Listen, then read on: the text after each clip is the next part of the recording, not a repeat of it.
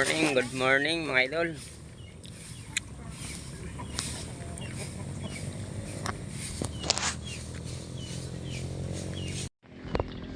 Good morning mga idol. Ngayon ay August 23.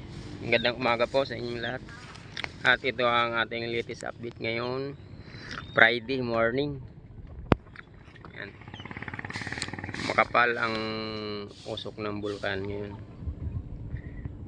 Although medyo may hangin kaya mataas yung kanyang usok. Nagkakaroon lamang po ng smog kapag yung medyo walang hangin, kalmang kalma, kaya nagiging parang langit na din sa amin. Pero pag mga ganitong maliwalas ang kapaligiran, maganda po. Makapal yung lumalabas na usok sa bulkan, pero ano po siya, smooth. Medyo malabong camera natin mga idol.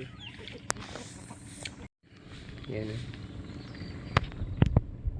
smooth yung kanyang usok, yung labas ng usok sa bulkan. Pumakapal ng usok, pero mataas po siya. Yan nga lang, kapag kayong kalma, yun po, mababang mababa, ayun, talagang masakit sa ilong, masangsang. Okay lang po pag ganyang ganyang kataas yung usok niya, wala pong epektong masamang amoy at magandang tingnan.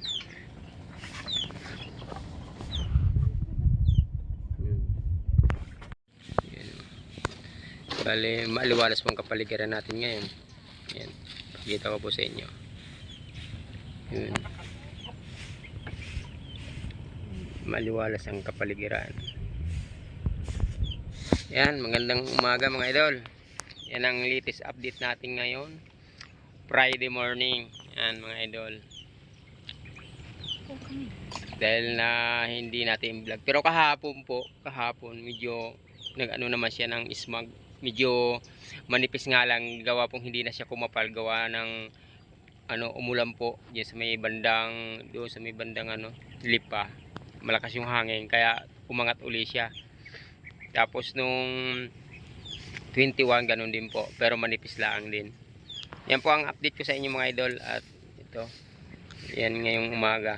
Hindi natin alam kung mamaya magbabago uli yung kanyang sistema ng pagbuga ng usok. Yan.